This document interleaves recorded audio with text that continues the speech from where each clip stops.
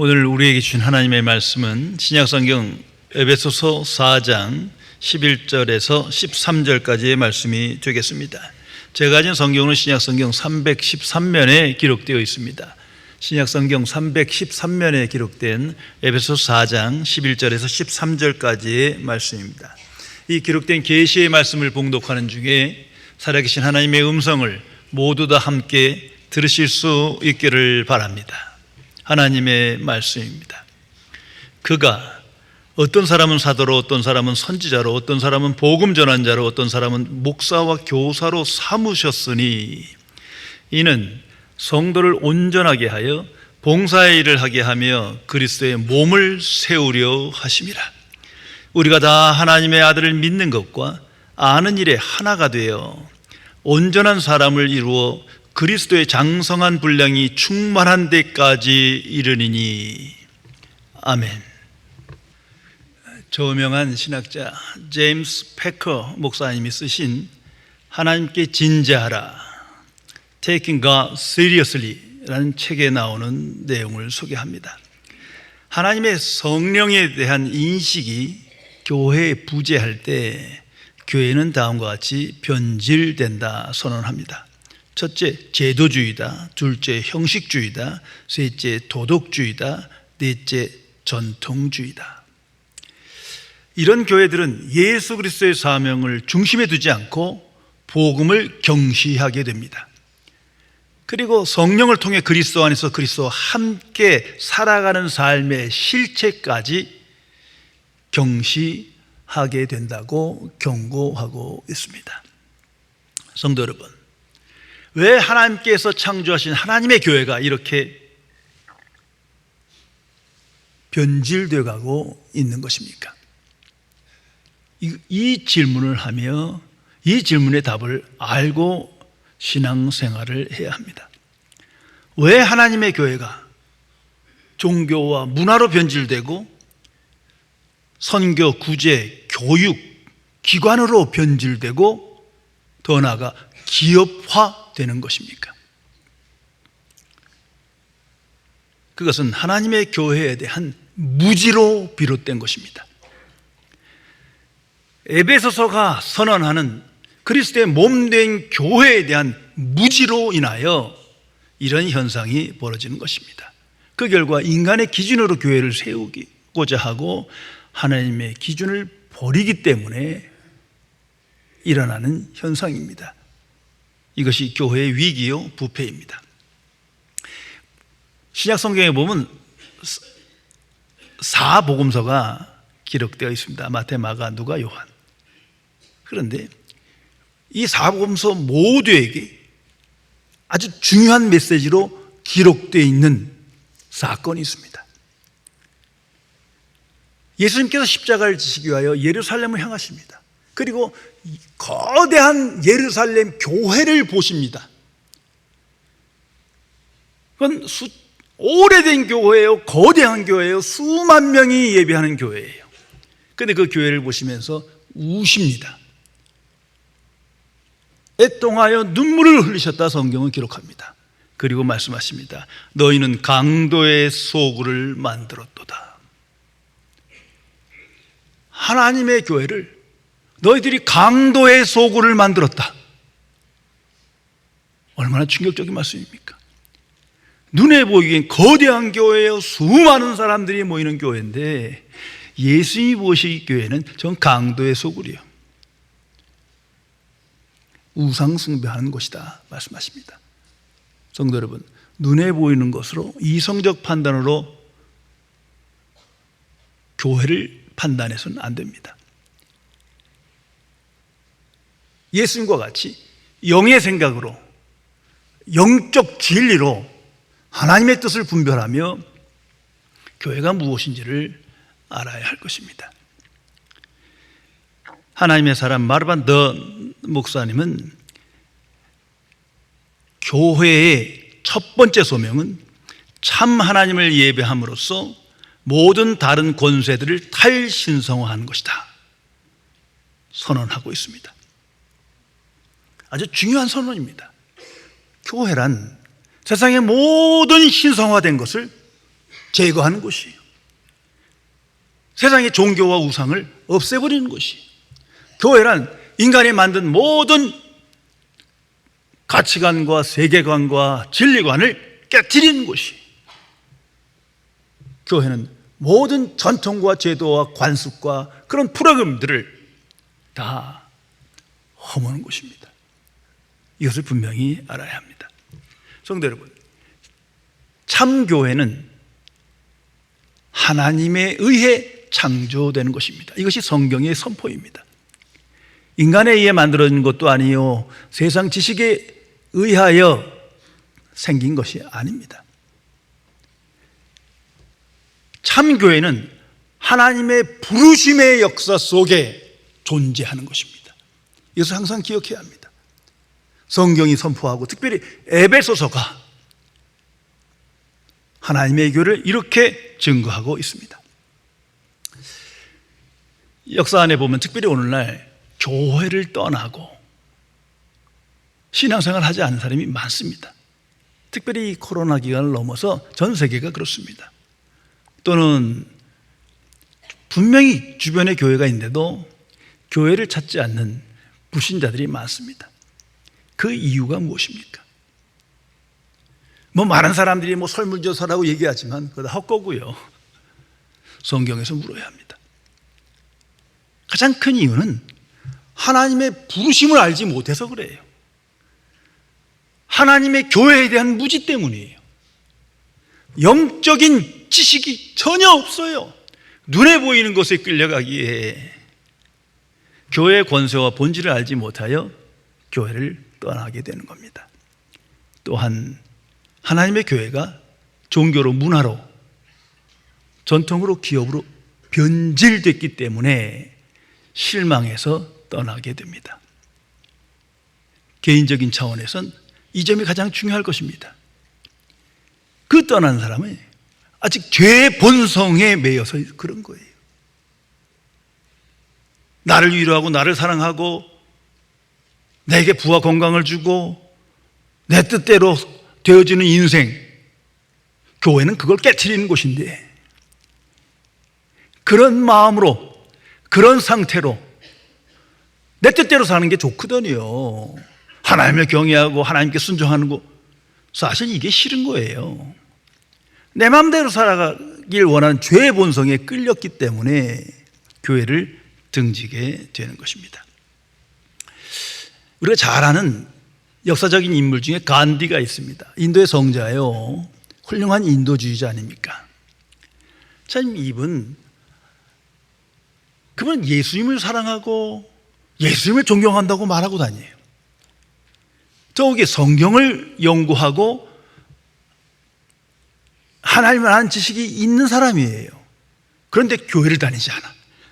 평생 힌두교도로 살다가 죽었어요. 그러니까 사람들이 계속 물어봤어요. 아니 어떻게 예수님을 사랑하고 성경을 읽으면서 교회를 다니지 않습니까? 그 이유가 뭡니까? 그때마다 그가 들려주는 이야기예요. 자기가 유학 시절에 영국의 한 교회를 갔더니 인종차별이 있었다는 거죠. 나쁜 거죠. 흑인이 예배드리러 교회에 가니까 그걸 백인들이 막은 거예요. 그 사건 속에 자기가 유색인종이니까 이건 교회가 아니다. 그래서 평생 교회를 다니지 않았다는 겁니다. 분명 하나님의 교회가 변질돼서 인간이 만든 전통과 제도로 변질돼서 실망해서 교회를 다니지 않은 거예요. 그러나 그것보다 더 큰 이유는 하나님의 부르심의 역사를 알지 못했던 거예요. 성경을 보면서도 교회의 권세와 본질을 알지 못한 거예요. 교회는 하나님의 부르심 속에 존재하는 것인데 그걸 알지 못한 거예요. 더욱이 스스로 죄의 본성에 끌려가는 거예요. 하나님의 뜻에, 하나님의 말씀의 기준에서 교회를 생각한 것이 아니라 내 마음에 안 든다는 거죠. 내 뜻과 다르다는 것. 그 이유로 교회를 등졌다는 사실을 기억해야 합니다. 성도 여러분, 교회가 무엇입니까? 이 교회의 정의를 인간의 생각을 다 버리고 세상 지식을 다 버리고 어느 목사님 얘기도 다 버리고 성경에서 찾아야 합니다. 너무 명료합니다. 하나님이 거실 쳐서요, 즉 하나님의 전이요 그리스도의 몸된 교회다. 그것이 교회예요. 삼위일체 하나님의 임재와 존재와 역사가 있는 것이 교회입니다. 에베소서는 그 교회를 명백하게 선언하고 기록하고 있습니다. 그래서 모든 거듭난 그리스도인은 하나님의 교회를 세우기 위하여 부르심을 받은 존재입니다. 모든 그리스도인은 그리스도의 몸된 교회를 세우기 위하여 하나님으로부터 부르심을 받은 자임을 항상 기억해야 합니다. 교회를 떠나선 구원도 없고 교회를 떠나선 온전한 믿음을 가질 수가 없습니다. 그리스도인은 교회의 부르심을 받았고 교회와 함께 삶으로 살아계신 그리스도와 동행하며 날마다 새로운 사람으로, 영적인 사람으로 변화되는 것입니다. 오늘 성경 말씀이 그것을 우리에게 증거해 주고 있습니다.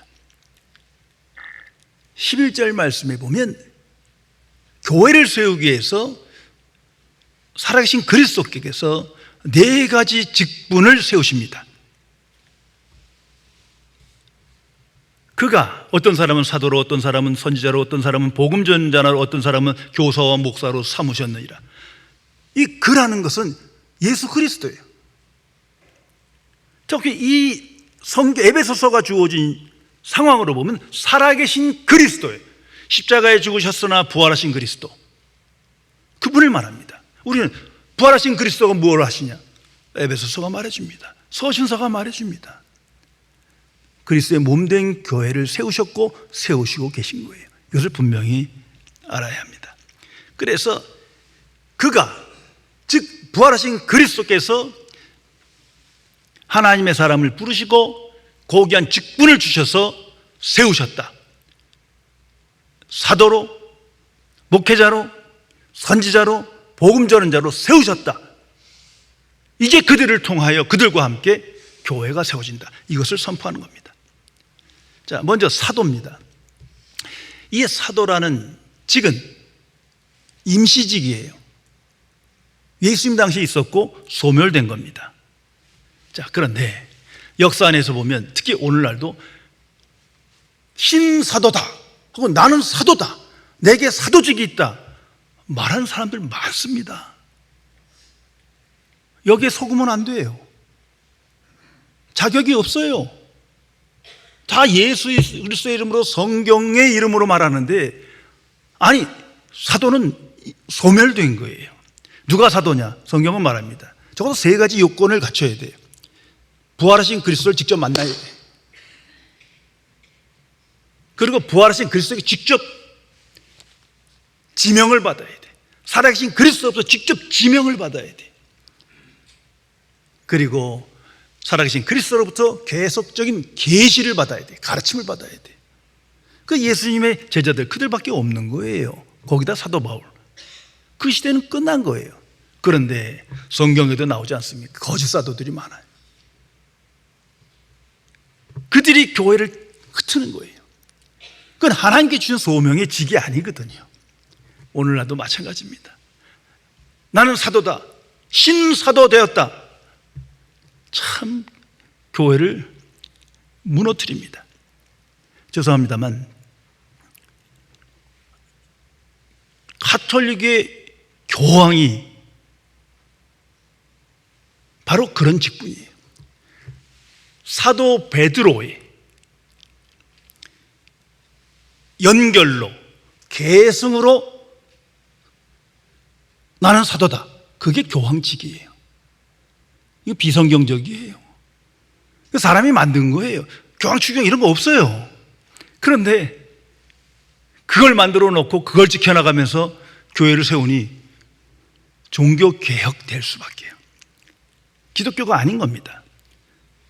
간단히 사도 자격이 없어요. 예수님을 직접 만났어야 되고 직접 임명을 받아야 되고 직접 계시를 받아야 되는데 그런 거 아니거든요. 이것을 분별해야 합니다.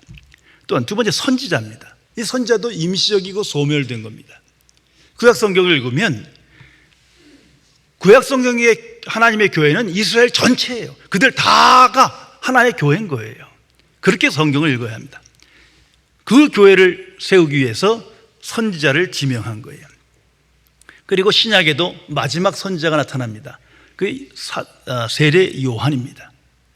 그러므로 예수님께서 오시기 전까지, 예수님이 십자가와 부활 이전에 활동하던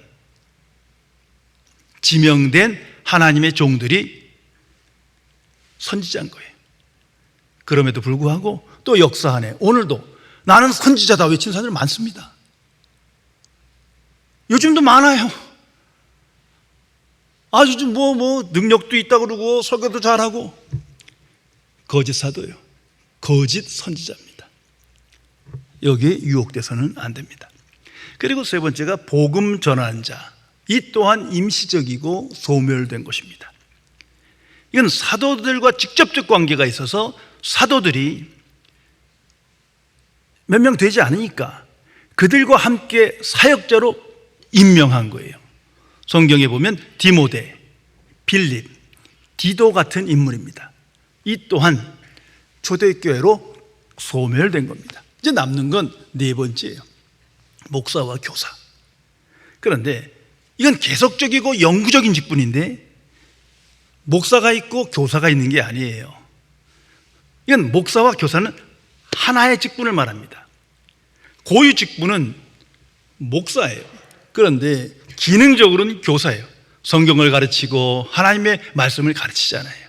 그래서 목사와 교사는 이건 하나의 직분을 말하는 겁니다. 이 목사라는 말은 영어로 패스터라고 그러지 않습니까? 그건 뜻은 목자라는 말이에요. 양을 치는 목자, 거기서 유래되는 거예요. 그러니까 양을 보호하고 인도하는 책임을 받은 거예요. 그러므로 목사는 교인들의 영혼을 책임지는, 그 영혼을 하나님께로 인도하고 보호하는 그 직무를 받은 것을 의미합니다. 이제 성경은 말합니다. 살아계신 그리스도께서 그리스도의 몸된 교회를 세우기 위하여 평범한, 아니 어떻게 보면 미천한 사람들을 부르시고 직분을 주셔서 하나님의 교회를, 그리스도의 몸된 교회를 세우기로 결정하시고 그 일을 행하신다. 이게 에베소서에 기록된 교회의 선포입니다. 그리고 세 가지 목적을 주셨어요. 그 목사가 하나님의 지 맘대로 하면 안 되는 거예요. 이건 목회자에게 주신 거예요. 그러므로 성도들은 이 말씀을 행하는 목회자에게 순종하고 따라야 합니다. 이건 예수님이 정하신 교회 질서예요. 12절에 이렇게 기록됩니다. 이는 왜 이런 일을 하셨느냐? 성도를 온전하게 하여 봉사의 일을 하게 하며 그리스도의 몸을 세우려 하십니다. 아주 중요한 말씀이에요. 먼저 성도를 온전하게 한다. 자, 성도입니다. 성도가 누굽니까? 거듭난 그리스도인이에요. 그냥 교회 출석하고 명목상 교인을 말하는 게 아니에요. 하나님의 자녀의 천국 백성, 그들을 온전케 하는 일을 맡기기 위하여 목사를 세운 겁니다. 온전케 하는 일을 하기 위하여 목사를 세웠다. 항상 기억해야 합니다. 부와 건강을 주고 모든 문제를 해결하고 만능 해결사로, 상담가로, 그런 거 아니에요. 그들의 영혼을 온전케 하기 위하여. 그래서 성도가 정말 온전한 믿음의 사람으로, 복음의 사람으로 세워지게 하는 일에 쓰시기 위해서 목사란 직을 만드시고 사람을 불러 목사로 세우신 겁니다. 특별한 존재가 아니에요. 하나님의 부르심이 있어 하나님께서 역사하시는 겁니다. 두 번째가 봉사의 일을 하며, 이건 목회자에게 준 거예요. 교인들이 열심히 봉사하라, 지금 그 얘기가 아니에요. 목사는 교회를 위하여 봉사를 해야 합니다. 그 봉사를 위하여 목회자를 세운 거예요. 그런데 어떤 봉사냐가 문제지요. 그건 설교입니다. 하나님의 말씀을 전하는 자로 세우기 위하여, 봉사하기 위하여 세우신 것입니다. 왜? 사도도 그랬고 선지자도 그랬고 복음 전환자들도 그랬습니다. 목사도 동일합니다. 고위 직무는 오직 하나님의 복음을, 하나님의 말씀을 전파하기 위하여, 그것을 설교하기 위하여 세운 겁니다. 그 외에는 다 비본질적인 거예요. 무슨 제도를 만들고 교육기관을 만들고 프로그램을 만들고 전통을 세우고, 이건 예수 그리스도께 불순종하는 행위입니다. 그러니까 목회자의 고유 소명은 설교자입니다. 그리고 세 번째가 그리스도의 몸을 세우려 하십니다. 이게 궁극적인 목적이죠. 이처럼 그리스도의 몸된 교회를 세우게 하기 위하여 살아계신 그리스도께서 목회자와 성도들을 교회로 부르셨다. 그 메시지인 겁니다. 그래서 교회는 오직 그리스도의 복음, 하나님의 복음만을 전파해야 합니다. 예수님께서는 오직 하나님의 복음을 전파하셨거든요. 율법이 아닙니다. 복음을 전파하셨어요. 예수 그리스도와 하나님 나라를 전파하셨어요. 이 세상 문제를 해결하자는 게 아니에요. 개혁하자는 게 아니에요. 이처럼 목회자는 오직 하나님의 복음만을 선포해야 합니다. 전통과 제도, 관습을 만들어서도 안 되고, 새로운 프로그램을 만들고 그것을 그 위에 교회를 세워서는 안 되는 겁니다. 그리고 주께서 세 가지 구체적인 목표를 또한 주셨습니다. 이건 목회자와 성도들 모두에게 주신 말씀입니다. 그것이 13절입니다. 우리가 다 하나님의 아들을 믿는 것과 하는 일에 하나가 되어 온전한 사람을 이루어 그리스도의 장성한 분량이 충만한 데까지 이르리니라. 자, 먼저는 하나가 되는 일, 여기에 부르심을 받은 겁니다. To the unity입니다. 4장 3절에 말씀을 우리 들었지 않습니까? 성령이 하나 되게 하신 것을 힘써 지키라. 성령께서 하신 일이 있고 우리가 하는 일이 있어요. 우리가 무슨 모여서 화해하고 대화해서 하나 되자, 그건 교회가 아니에요. 그래서 망치는 거예요. 성령이 이미 하나 되게 하셨어요. 믿음도 하나요, 세례도 하나요, 주도 하나요, 하나님도 하나다, 소망도 하나요. 성령께서 하나 되게 하신 것을 우리는 믿음으로 굳게 지키는 때 교회가 교회되는 겁니다. 그래서 구체적으로 성경은 이렇게 진술합니다. 하나님의 아들을 믿는 것, 이것이 먼저입니다. 하나님의 아들이 누굽니까? 예수 그리스도예요. 종교 창시자가 아니라 하나님과 본질상 동등한 분이에요.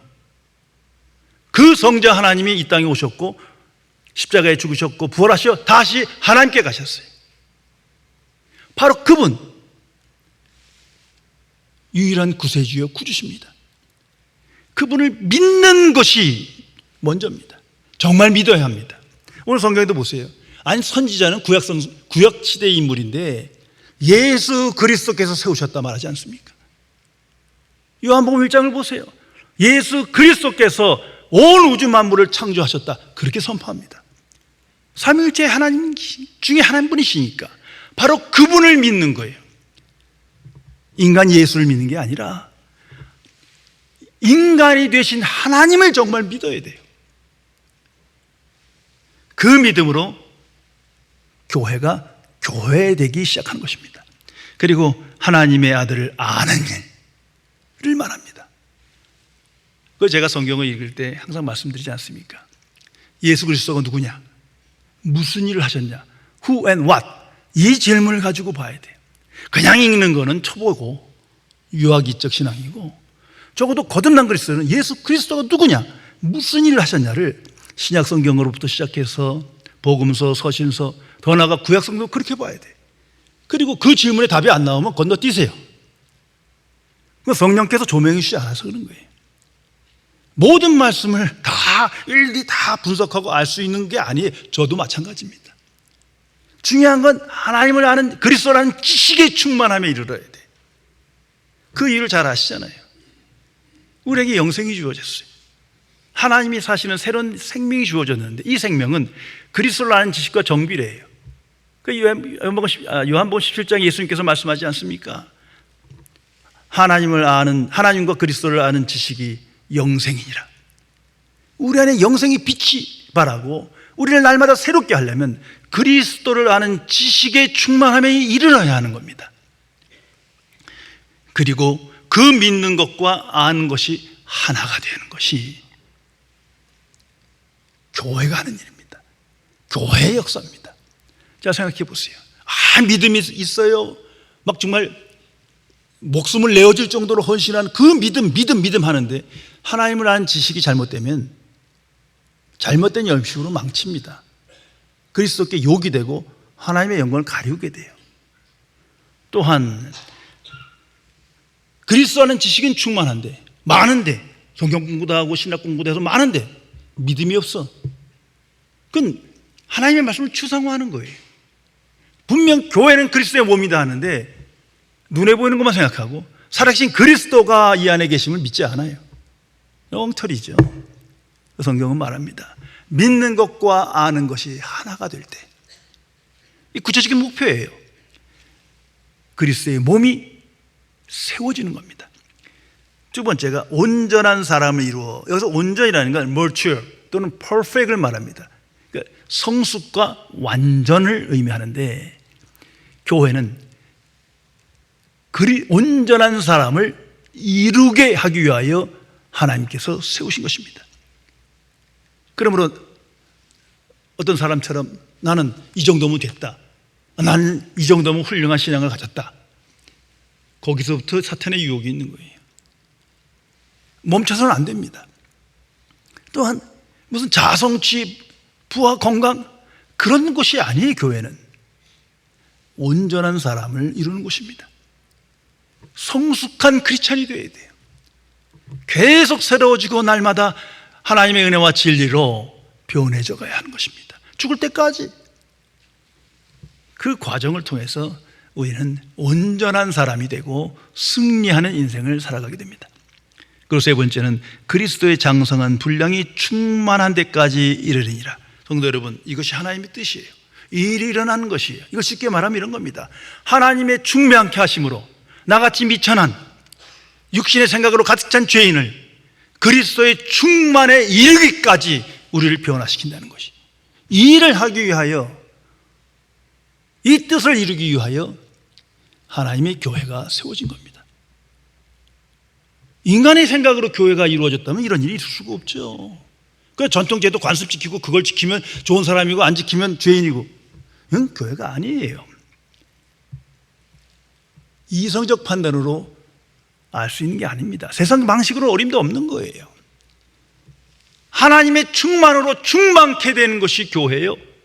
그것을 인식하고 그 안에 그 능력을 체험하며 온전한 사람으로, 믿음의 사람으로, 복음의 사람으로 변화되는 것이 교회입니다. 영적인 겁니다. 그래서 교회는 그리스도의 몸이다. 살아계신 그리스도께서 통치하시고 모든 교인들을 그 교회에 부르셨다. 이것이 에베소서의 선언입니다. 교훈적인 이야기를 하나 전하겠습니다. 어떤 교회 분쟁이 일어나서 온갖 수단과 방법으로 그 문제를 해결하고자 하는데 해결이 안 돼요. 어디든지 인간의 방식으로 해결 안 됩니다. 잠시 임시적인 해결이지 절대 되질 않아요. 그래서 교회가 오래될수록 싸우고 분쟁할 수밖에 없는 거예요. 그래서 이들이 엉뚱한 생각을 했어요. 목회자와 이 장로들이 최신식 맞는 컴퓨터에 한번 의존해서 문제를 해결해 보자. 그럼 모든 문제를 갖다 집어넣었대요. 한참 기도했더니 해결안이 나왔는데 기가 막힌 답이 나온 거예요. 예수님을 믿으십시오. 성도 여러분, 예수님 잘못 믿어서 문제가 생기는 거예요. 교회가 무엇인지를 모르는 건 예수님을 잘못 믿어서 그런 거예요. 살아계신 그리스도가 누구며 무슨 일을 하셨는지를 교회, 이 성경은 선포하는데 교회 따로, 그리스도 따로, 십자가 따로, 믿는 것과 아는 것이 하나 되지 못했기 때문입니다. 교회와 그리스도는 분리될 수 있는 게 아니에요.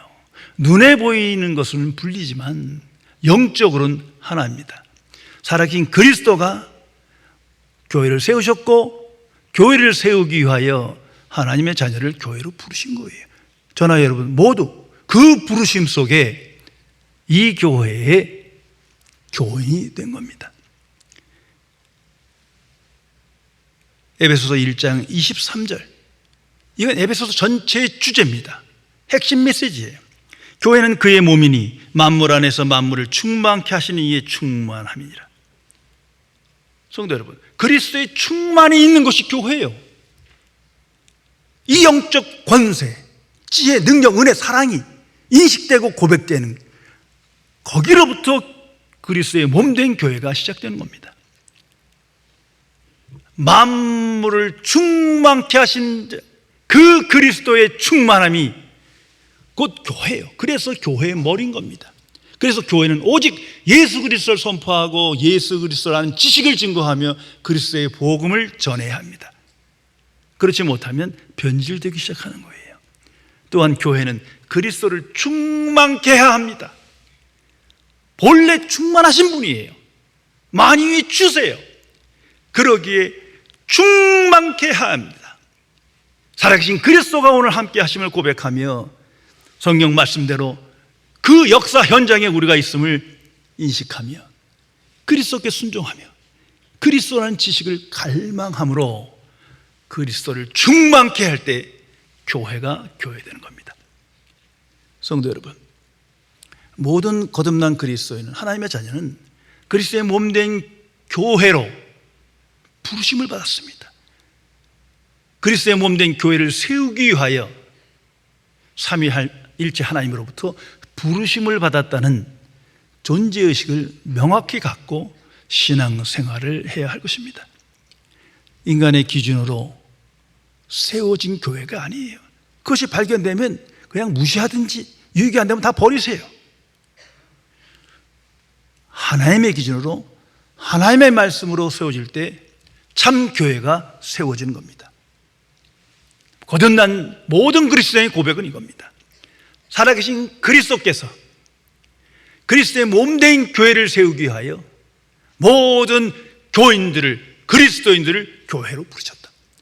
이것이 복음입니다. 그리스도께서 하시는 일이에요. 하나님의 자녀는 이 복음을 인식하고 기뻐하며 이 복음의 증인으로 이 복음에 합당한 인생을 살아 오직 하나님께 영광 돌리는 승리의 삶을 살아가야 할 것입니다. 기도하시겠습니다. 창조주시며 거룩하신 하나님 아버지, 어둠의 세상 속에 성자 하나님을 보내주시고 특별히 부활하신 그리스도로 말미암아 그리스도의 몸된 교회를 세워 우리에게 선물로 주시어 이제는 주와 동행하며 그리스도의 몸된 교회에 책임 있는 성원으로 구별된 인생을 살게 해주심을 진심으로 감사드립니다. 그러나 아직도 세상 풍조에 휩쓰이며 인간의 기준으로 교회를 생각하여 교회의 권세와 본질을 알지 못하고 복음 진리를 떠나 교회를 생각하므로 잘못된 신앙생활을 하며 내가 무엇에 부르심을 받았는지를 알지 못한 채 방황하며 교회를 떠나며 교회를 찾아 헤매며 교회를 세우는 일에 힘쓰지 아니하는 어리석은 죄인을 임을 고백하오니 용서하여 주옵소서. 진리의 성령이시여 오직 복음 안에서 살아계신 그리스도의 역사에 편승하며 참여자가 되어 진실로 하나님의 뜻을 깨닫고 증거하며 그리스도의 몸된 교회를 세운 일에 힘쓰며 책임 있는 자로 살아가는 승리의 삶이 있도록 우리를 지켜 주옵소서. 주 예수 그리스도의 이름으로 간절히 기도드리옵나이다. 아멘.